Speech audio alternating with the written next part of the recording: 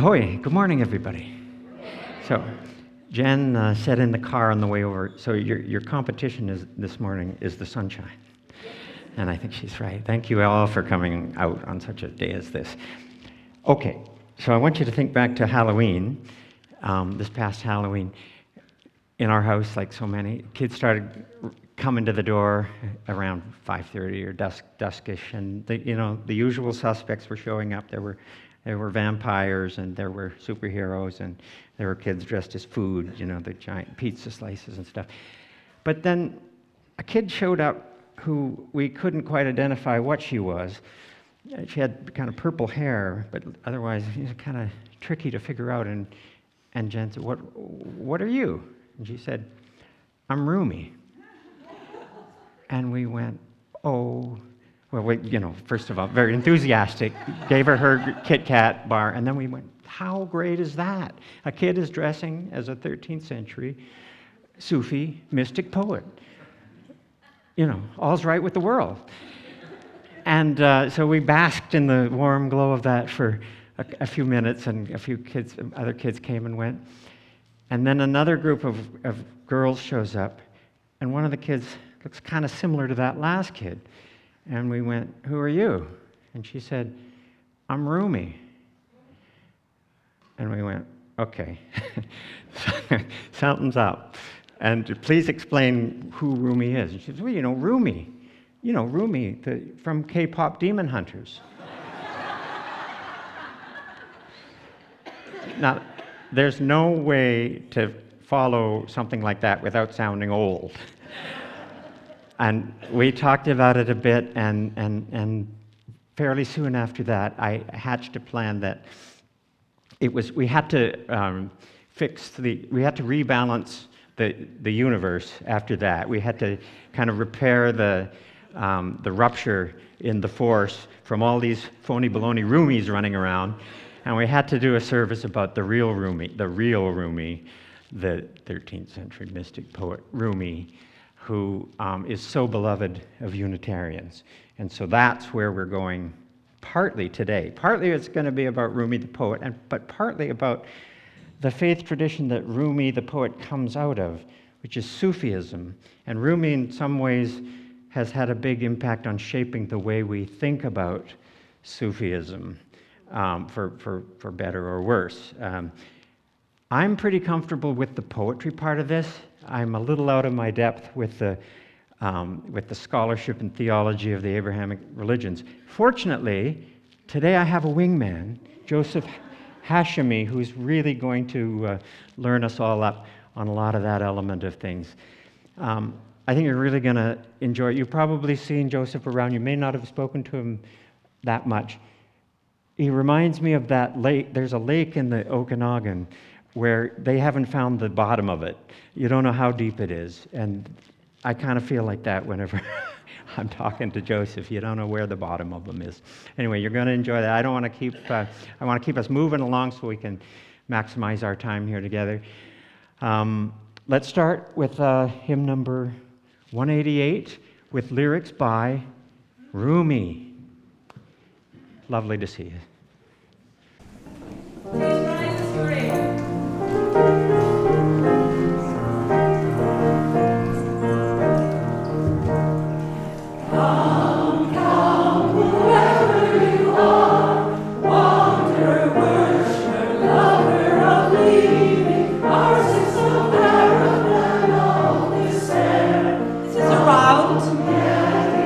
So this section.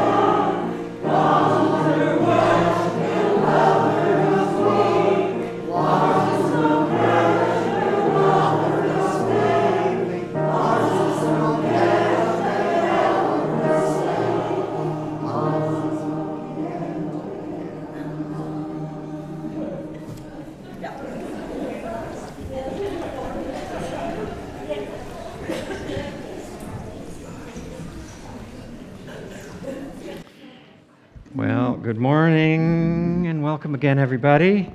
Welcome to North Shore Unitarian, where we take it as our mission to empower one another to live like Rumi, intentionally, reverently, leaning into the mystery, cocooned by whatever name you put on what you find sacred. Safe here in a community, pulled together not by scripture, not by dogma, but by 8 principles. The 8 principles of Unitarian Universalism that are, to paraphrase Rebecca from last week, our shared investment in this place. This place that was once traditional ancestral territory of the Coast Salish people and that we are grateful to share today. Now, each week, as you know, we begin by lighting a chalice, and today I'm pleased to have Joseph up here with me to do the honors. Now, a bit about Joseph and what led to his participation in this service. Joseph shared with me a book he's written about his life, which he examines through 3 lenses: psychology, philosophy, and theology. I thought, after reading that, it's crazy that this mind has not had a chance to run around up here yet. Joseph's degrees and work experience are officially in management, strategy, and economics. Much more, though, he sees himself as a lifelong learner for the pure joy of learning. He did his grad studies at Berlin's top university. He speaks fluent German and fluent French. Joseph's been attending North Shore U with us for a little more than 3 years now. He firmly does not see himself as a UU. However, he resonates with the fluid learning that takes place through the diversity of experiences that are part of the UU world. Much more so, having experienced bad religion growing up, like many in this congregation, he sees this as a good place of spiritual healing. And one last little bit about Joseph in his own words. Along with 12 Shia, do you want to read this part? Or no, I'll read it for you. Along with 12 Shia Sufi gatherings, Joseph attends Sabbath services at Or Shalom locally, as well as Sunday services here with us at NSU. He sees this complete picture as complementary, each one serving a spiritual purpose in the greater spiritual plan of God. He prioritizes learning the well-attested traditional understandings of the 3 Abrahamic religions from properly ordained teachers with a view on good, forward-looking values from all of them. Big respect. Joseph, I'm thrilled to have you as part of this community and part of our service today. We kindle this flame as a symbol of our gathering. May the light of understanding illuminate our darkness. May the warmth of sharing bring us peace.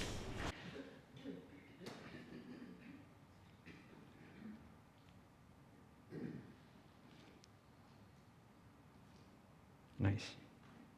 Good job. Now, our second candle, as always, is the candle of joys and concerns. One concern I just learned about, please hold Jim Bensley in your thoughts. He's back in hospital, unfortunately. Moving on to joys, sort of a concern that became a joy. Stuart Browning is recovering from hernia surgery. It went well. He's at home, and I hear he's back sketching for his new glass project already.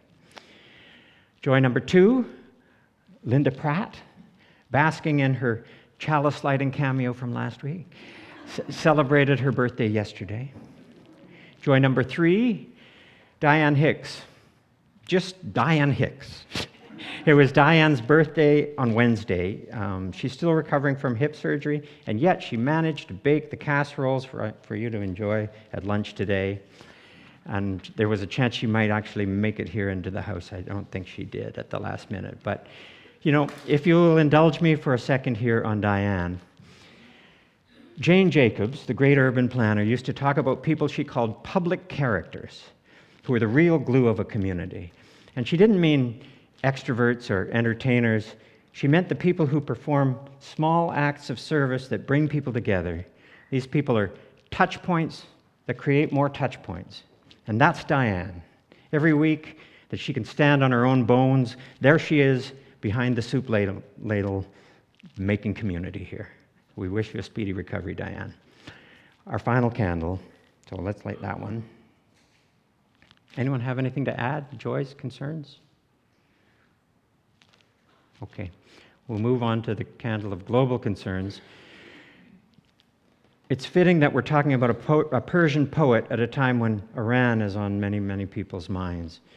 That's a happy accident occasioned by a very sad turn of events.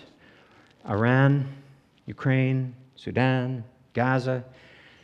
It's like there's a global spasm response happening as the unrest of the world hits some kind of tipping point. Now, Rumi had a prescription for healing the insult to the nervous system of humanity. His thing was dig a well. Doesn't matter where you are, just start digging, and don't stop until you hit the aquifer, because down at the level of the water table, where all wells start, there are no divisions and no borders, no race or creeds, no religion. You don't have to choose neighbor over newcomer because those divisions don't exist. The divisions we've created between us are superficial. They're blown away by the eternal, sacred connections that exist between all of us, always been there, always will be. And that is the work of the world, of us in the world, to see them, to stay still for long enough, to be intentional enough to see them. So let's take a moment of silence and let your heart go where it wants to go.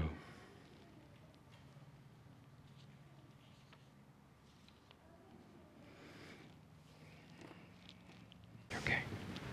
This is part of a poem by Rumi called The Great Wagon. Today, like every other day, we wake up empty and frightened. Don't open the door to the study and begin reading. Take down a musical instrument. Let the beauty we love be what we do. There are hundreds of ways to kneel and kiss the ground. Choir will start the...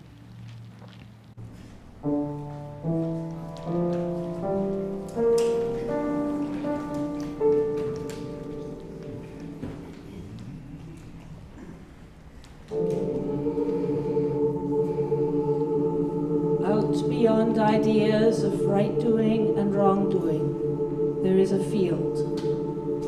I'll meet you there.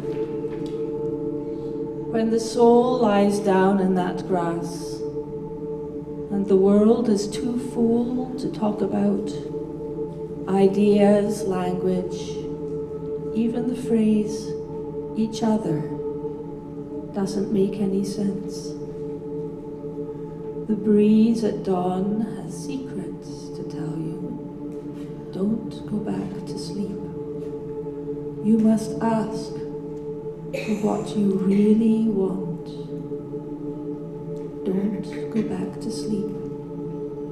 People are going back and forth across the door sill where the two worlds touch. The door is round and open. Don't go back to sleep.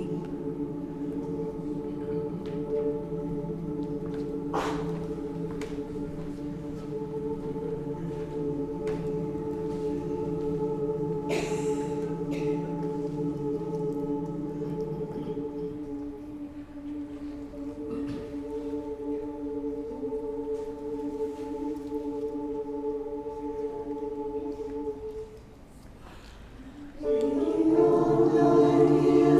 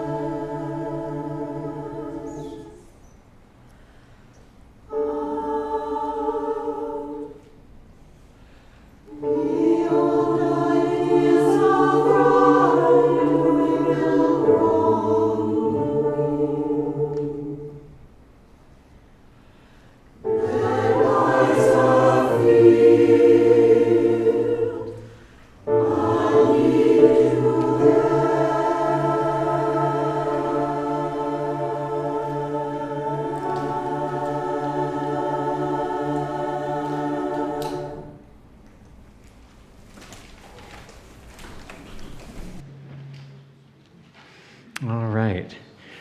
Well, the way this reflection is going to work is I have a little amuse-bouche at the beginning for you, and then we're going to get into the meatier Q&A. There's a story that Rumi liked to tell. It's called The Parable of the Grapes. Hat tip to Joseph for alerting me to this one. I hadn't heard it. It's wonderful. So 4 travelers, a Persian, an Arab, a Turk, and a Greek, are given a single coin to buy some food. Now, each man calls out what kind of food he'd like. The Persian cries, I want angur. And the Arab insists, I want inab. And the Turk demands, I want uzum. And the Greek shouts, I want istifil. So now they're at an impasse. Looks like they each want something different, and they only have the one coin. Uh-oh, things could get ugly. And they don't speak each other's languages, so they can't work things out, and they just start fighting. And then a wise man comes along, and he happens to speak all 4 languages. And what he knows that the men don't know is that all these kinds of foods they're hollering for are in fact the same thing. They all want grapes. It's just that they each have a different word for it. So the wise man, he takes the coin. Somehow he managed to pry it away from them in their agitated state. And he gives it to a grocer who hands back a bunch of grapes, which are now distributed among the men. And they all chow down, happy. Rumi loved telling this story partly because it was a great advertisement for his own religion. The wise man in the story is a Sufi elder. But really, he loved to tell it because it reveals a great eternal truth. Don't be fooled by superficial disparities. Don't let the different words coming out of our mouths fool you. We all want basically the same thing, love and peace and understanding and grapes. And now you know why. If there can be said to be an official poet laureate of Unitarian Universalism, it's Rumi. Sorry, Mary Oliver. Sorry, Walt Whitman. For my money, Rumi takes the title by a nose. Not that it's a competition. Remember that parable of the 3 blind men and the elephant? They come upon an elephant and each man grabs a different part of it. One guy's on the trunk and he thinks he's got a snake. One guy's on the ear and he thinks it's a plant. One guy's on the side and he thinks it's a wall. You know that one, right? I've heard that. That's Rumi too. He's saying, your impression of something is one perspective, right? The person standing 10 feet away may have a completely different take. And by the way, you're probably both wrong, but it's not worth fighting over who's less wrong. Maybe the way to go is to share information and try to become, between you, a little bit more right. 700 years this gentleman has been dead, and yet Rumi remains the best-selling poet in North America. He's the most quoted at weddings. He's the go-to guy on Valentine's Day. For a lot of people, Rumi may be the only poet they know, only they don't know they know him. He doesn't always get a credit line on the coffee cup or in the Instagram feed.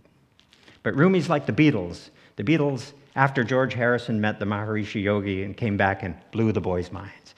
A handful of his hits are still best in class. Love Dogs. Love Dogs may be the best poem ever about prayer. It makes the case for prayer even if you never get anything back. As Rumi put it, the longing you express is the return message. The Guest House. Best ever poem about meditation, maybe. The Guest House, that's you. You fling open the front door and you welcome in all your emotions, all of them, even the negative and the shameful ones. They're your best teachers in a lot of ways. Oh, people who have gone on a pilgrimage, where are you? Rumi's famous poem about completing the Hajj to Mecca speaks to every young traveler searching for enlightenment. You know, I went to the mountaintop to find myself. I wasn't there. You weren't there because you were here all alone. You were in here. Maybe you should have looked there first. Only breath. This one, as I read it, is basically a cry against identity politics. Even identity itself is a bogus construct, says Rumi. What am I? I'm just breath, man. You can't put breath in a box or a category. We're all one thing, and it's the same thing. It's love. That's it, that's all. Rumi said, I belong to no religion. My religion is love. The religion of love is beyond all faiths, beyond all dogma. Nice. Only he doesn't call it love, and he doesn't call it God. He calls it the beloved. It's truth, light, beauty, the whole Megillah, however you slice it. You can see why Rumi was sort of a flag bearer of the New Age movement. Ram Dass called him the bridge between Eastern mysticism and Western psychology, the surrender of the ego to the heart. So that's awesome. But I think you've also got to be a little bit careful here. The danger with someone like Rumi, who's so good at kind of distilling essential truths into pithy little verses, is that you can think, well, this guy's done all the work for me. Now I can skip the line. But you can't skip the line. You can't chug a Red Bull and call it dinner.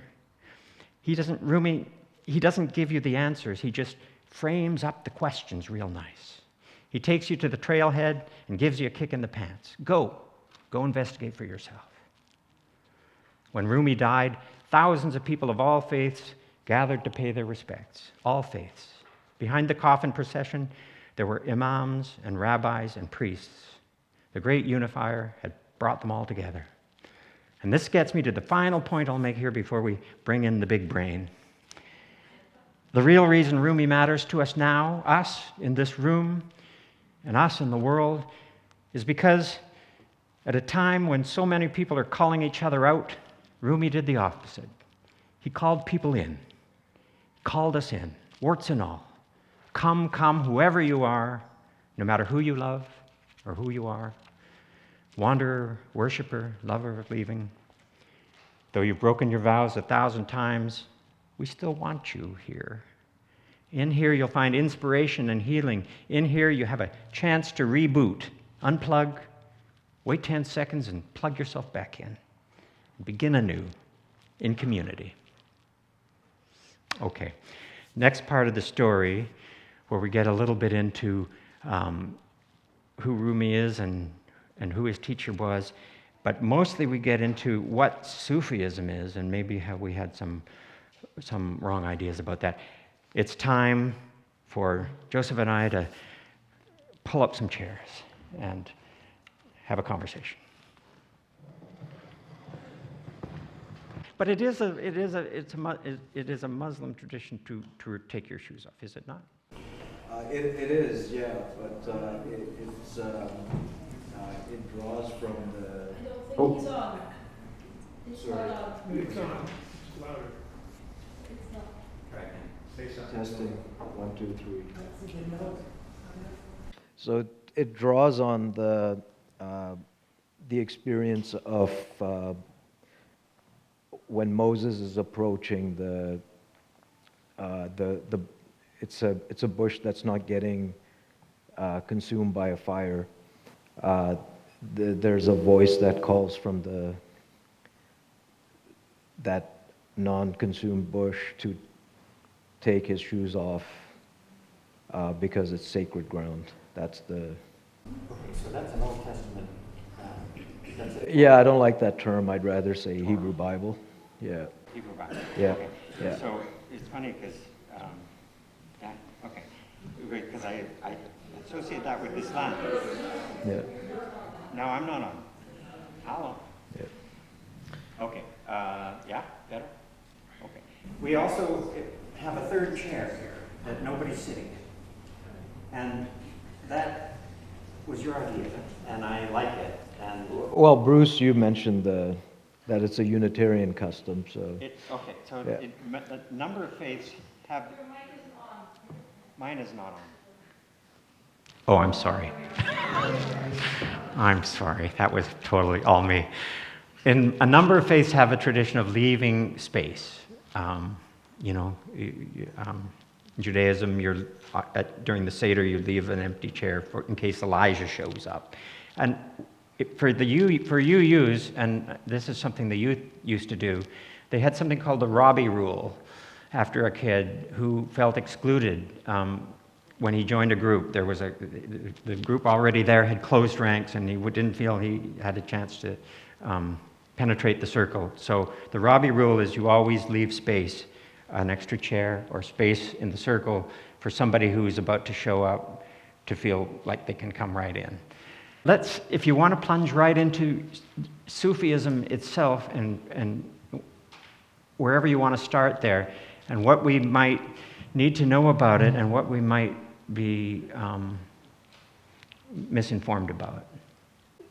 So I think I want to really emphasize that, and this is, I think, kind of the point of emphasizing Rumi's teacher, that the theology at the core of all of Sufism is built around a passion narrative that takes place at a location that today is called Karbala. And it happened in 680 AD. It's the central archetype in that passion narrative is the archetype of John the Baptist. That's the central motif in all of Sufism. Rumi's brilliance is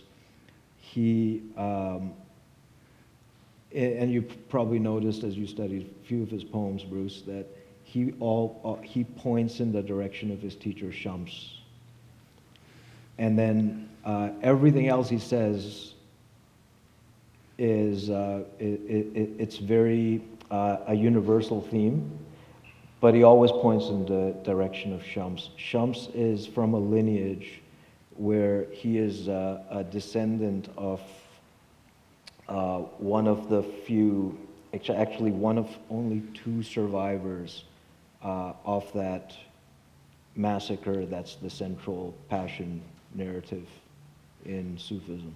Can we talk about who Shams is and how he came into Rumi's life? How he shows up is very mysterious. They have a few different versions. What he teaches Rumi is very mysterious. And how he disappears is also very mysterious.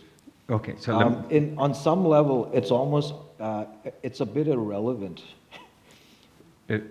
What he says Yeah, or what they do together? It really is. It's kind of irrelevant. Oh. But the thing that sticks is this kind of very puzzling thing.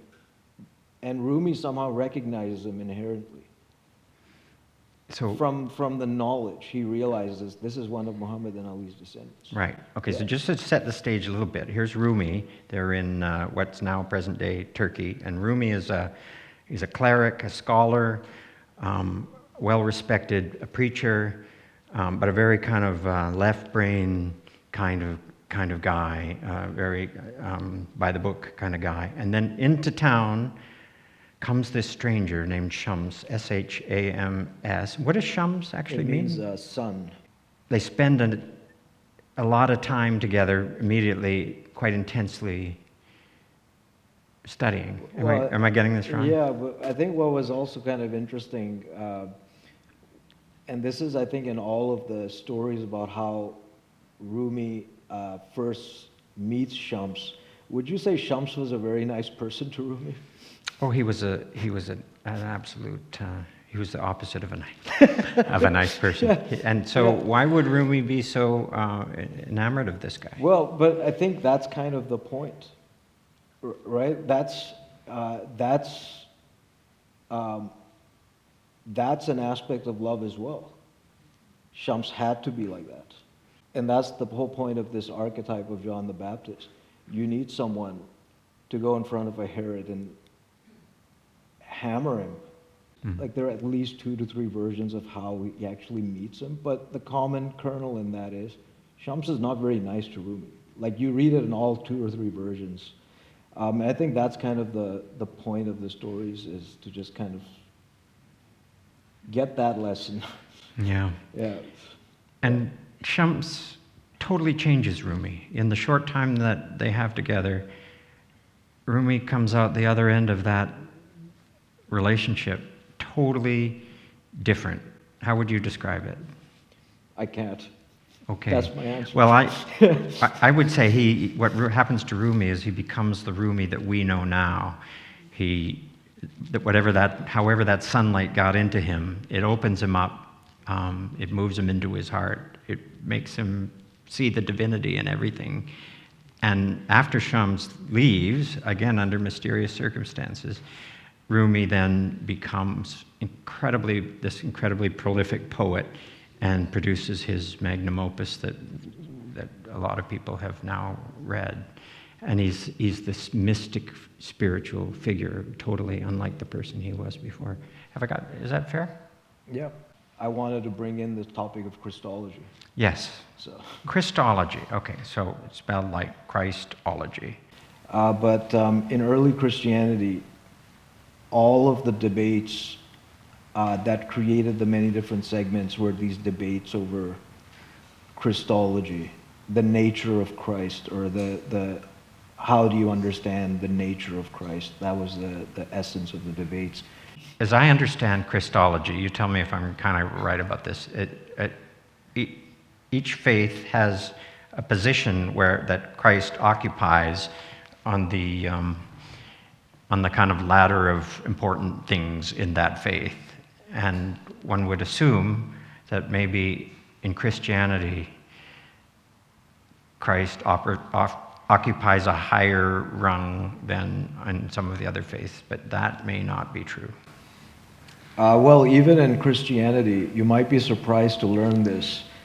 The Western Church and also the Greek Orthodox Church and the Eastern branches actually has a lower Christology than the Oriental Orthodox churches. And the Oriental Orthodox churches, not all of them, but most of them are some or other flavoring of Jewish Christianity. And actually, the more Jewish that Christianity gets, the higher the Christology becomes. It's counterintuitive. And so, does this cause problems among the faithful of the various faiths when this topic of Christology comes up? Like, would we be getting into hot water here with anybody? No. I actually don't know, because you would probably be more aware as a UU. No. But I think it's something that is very relevant, because whereas, and this would be probably what Rumi and Shams, this would be one of the aspects of the learning. Rumi had a low Christology, a very low Christology. So he didn't think much of Christ It's before not he that met he didn't think Shams. much of Christ. He just had a very low Christology. What's the difference between those two So things? he's thinking God is far and Christ is very far from God. Like, that's kind of how I'd word it. Shams inverts it for Rumi. And he basically tells him, why are you saying God is far? See, God is completely immanent. See, God is close. Yeah, and that's essentially what's happening in those Christology debates. They're trying to... So, yeah. Carry on, sorry. I was going to say, when Shams says, don't see God as far, see God as close, like really close, Yeah. is that what sort of imbues Rumi with what we associate with Rumi, the idea of a divine spark within and a divine spark within everything that you see? You could say that, but I think for people, we're talking in a certain context in this world. For a person like John the Baptist, to say God is immanent wouldn't capture it. He's that immersed. But for a Herod or a Donald Trump or any put figure here, God being far is like not far enough. You talked about, at one point, you made a parallel between John the Baptist. John the Baptist was to Jesus as Shams is to Rumi. Am I right about that? A little Yes, bit? There's a yes. teacher-student dynamic, a little bit. I didn't think of John the Baptist as Jesus' teacher. They were related, weren't they? They were cousins. Yes, so so Sufism in its theology has the same theology as 12 Shia Islam. However, it parts ways with 12 Shia Islam with its more spiritual. It's still rigorous in its practices, but it parts ways on emphasizing the spiritual. However, the core is the same. Is Shams somebody who has been unjustly neglected from history? Everybody knows Rumi. How many people here had heard of Shams before? Okay, a few. Not many, though. So this poor guy, who's in some ways the MVP of the whole story, comes in briefly, changes Rumi, and thereby changing the world, and then disappears mysteriously, shortly after. Yeah, so here's a possible hypothesis. The region Rumi ultimately he's born in, I also happen to come from that region by ancestry. Okay, and there was a huge diaspora of the Alid survivors of that massacre in that region. That region is called Khorasan. Rumi most likely has that lineage, if not paternally, maternally. Shams has us paternally and probably maternally. Do you think they ever figured out in the course of their going to ground and spending time alone in a candlelit room, taking on the universe, that they were related, or that there was some sort of sense of destiny that they would meet? The thing about that aspect, though, it's specifically a 40-day 40 days. thing. Yeah, and the 40 days is again, it's an archetype, right? It starts with Moses on the mount for 40 days. Jesus in the desert. And then Jesus in the desert for 40 days. And this 40 days is a very central motif. It's what the teaching is very speculative. So I don't want to try to. Okay. Yeah. I have two questions for you. Each one of them might occupy the amount of time we have left. One is, what do most people get wrong about Sufism? Can you see over here? I'm stuck behind them. What do most people get wrong about Sufism? And then the second one is a more personal question, which I invite you to engage with or not, as you feel. You did a Hajj yourself. I did, yeah. In 2012. And I'd be curious to know how that went for you. What was your experience of it? And if it was in any way what we know of Rumi's experience on his Hajj. So I leave it to you to which of those two you want to jump in on. Yeah, it was a very spiritually disappointing experience. And if you read Rumi's poem, Rumi did the Hajj, and he may have done multiple pilgrimages, but yeah, his poem reflects it. And at the time, there was a certain hospitality already in that aspect. And from my experience in 2012, that hospitality that Rumi would have seen, that was actually very good hospitality. It doesn't exist anymore in today's Hajj. Really? Yeah, it just doesn't exist. When you say hospitality? It's become completely a materialistic thing. Really? In today's world. Yeah, like you buy like tens of thousands of dollars price packages to stay in like 5-star hotels, and yeah, that's what it is today. Really? Yeah, it was a much more humble experience in Rumi's day, and yet Rumi was disappointed by it. Wow.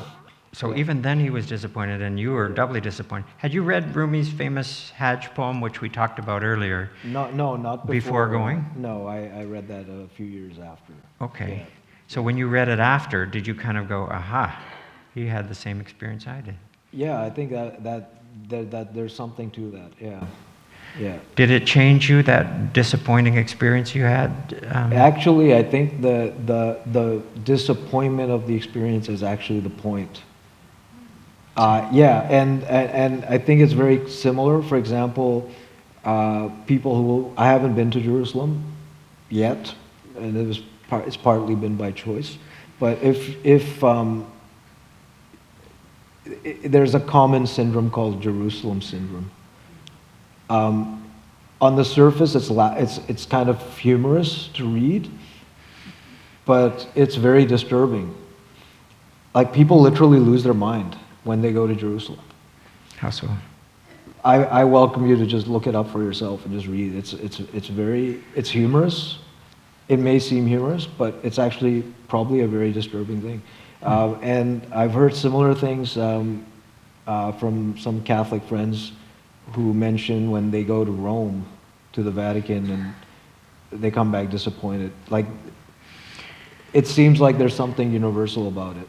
Is it because we build these moments, like if you're a Muslim, you do the Hajj, and it's built up to be this But pinnacle I think of you your have life? to do it. You have to. Well, Yeah, by Scripture. that's kind of the point. Like, when you go and do it, that disappointment, that's what,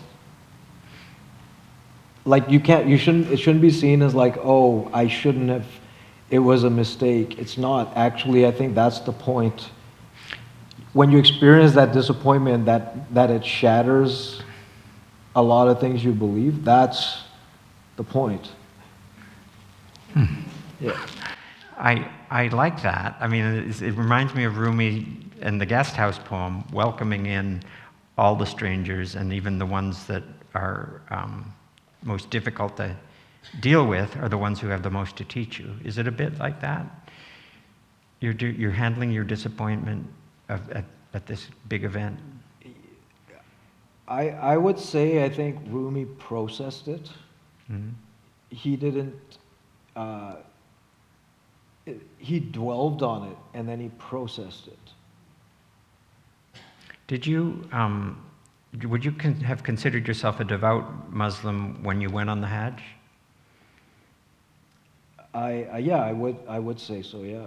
And Yeah. then after? I'll say yeah. Okay. Yeah. I remember you and I. But how I interpret it is very different. Hmm. And I think we were chatting, and I mentioned that Islam, if you want to call Islam whatever it is, it's a bit of a shell. The real point is Iman, which is faith. It's similar in Jewish tradition, they use the term emunah. Or the opposite of it, I don't want to go into the opposite of it, but that's kind of why this archetype of John the Baptist is there. And people will read those stories, and it won't click for certain people, but it'll click. Some of the harshest words John the Baptist has are for the priests running the temple. But the subtext is John himself is a priest. He's actually like the highest priest in the pecking order. Mm-hmm. And he's just wandering around eating locust and wild honey, and then hammering like the best like historic lines imaginable at these priests, like, you're like this and you're. If I'm got one eye on the clock, again, it's this sort of thing. You frame up the questions, but talking to you raises so many more questions than it answers. I think we got to wrap it up, and I can smell the casseroles. But let me just say personally that it has been so enlightening for me. Joseph and I have been meeting on and off for months about and thinking about this service, and I started at a place of pretty profound ignorance, and I'm still at a place of marginally less profound ignorance. But it's been so interesting to have these conversations with you, because you challenge me on my sweeping statements, and almost everything that I say is leaky, and you find ways in which it's leaky, and I've learned so much from this, and I applaud you for your courage to come here and share some really quite personal stuff about your own journey. Oh. But yeah, I just want to thank you for the. I think we called this. You called it intellectual ping pong. I called it intellectual table tennis. Okay. You know, but yeah, I'm very grateful that you challenged me to join you for this.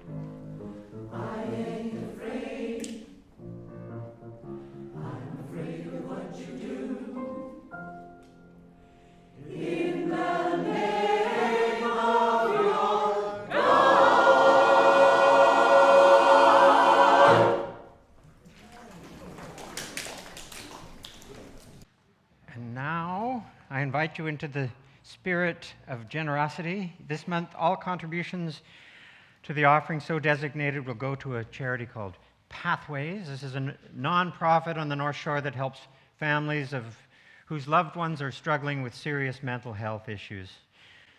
So, learning a little about what this service was about, I went online, which is the most extraordinary, wonderful thing, as we all know, sometimes wonderful, and found some traditional Sufi music, Shabab al-Marghani. So I'm going to play it. Normally it would have been played on a one-string instrument that would be held like that. I tried to do that, and I thought it was nothing but an insult to Sufism. So I'm just going to play it the normal way on my instrument, and Catherine's going to accompany me. And I'm not sure what the instrument sounds like, but we're hoping it'll make some representation of the original music. Thank you.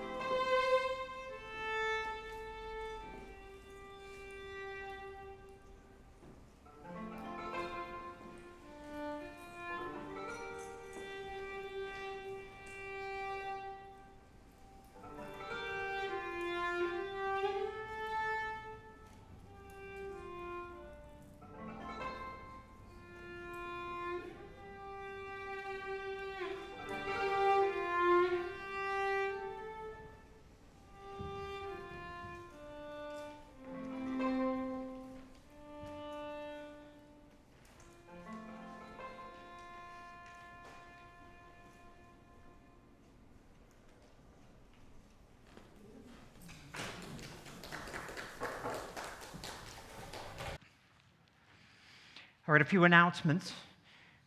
We have, as I say, big props to Diane for making the casseroles today, and Barry Forbes and Ann Midzane for bucket brigading them from Diane's place here and getting them ready to serve up. And Sue too, thank you, Barry. And as you tuck into your casserole, keep in mind that food is spiritual alchemy. If the casserole's a little overdone because I've gone over, Rumi would applaud that. Raw to cooked to burnt, that is the progress of the soul. Burnt is a state many of us never reached. Burnt is ecstasy. Burnt is enlightenment, and if I keep yammering, burnt casseroles is what we're all going to have. Coming up at 12 today, Second Sundays for Sustainability. That's an initiative of the environmental team here. Marsha and Michelle's Second Sundays. Today's focus is local action. How can you be part of a green solution within this North Shore community? And I think Jean Prescott's in the mix today. It'll be fun. Bring what's left of your food, your lunch, up here for noon. Next Sunday is Lent. Give it up for Lent. Actually, our UU tradition is not as firmly rooted in that Christian pre-Easter ritual, but there are some things that we can still learn from Lenten practices. This ritual isn't just about giving something up, it's about making space for something deeper. Also next Sunday, after that service, Scrabble returns. Zounds, gadzooks. Be prepared. There's some total highballers in this group. Make sure that you know what you're getting into if you play Scrabble.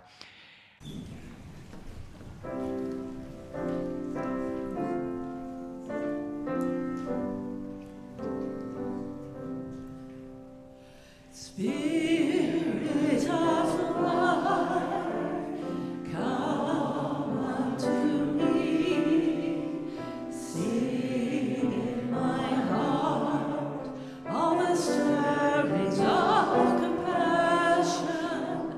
Blow in the wind, rise in the sea, move in the hand, giving life the shape of justice.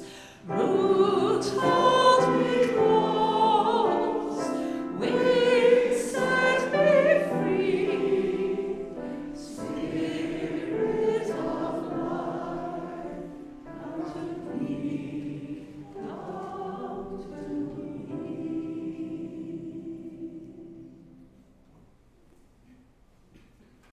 I had a little close that involved Chinese New Year, but I think we're going to go straight into the extinguishing of the chalice. We extinguish this flame. Carry with us the light of world calls us to live with depth, meaning, and purpose. We go forth with courage and love. You know the Rumi poem where there's a far field between ideas of right doing and wrong doing, and I'll meet you there. I feel like this is that field, and we are meeting there. And we may not be able to articulate what exactly that means, but we feel it. And most days that's enough. I want to thank everybody who participated in this service, and especially Joseph for sharing your wisdom with us. And on we go. Let's circle around.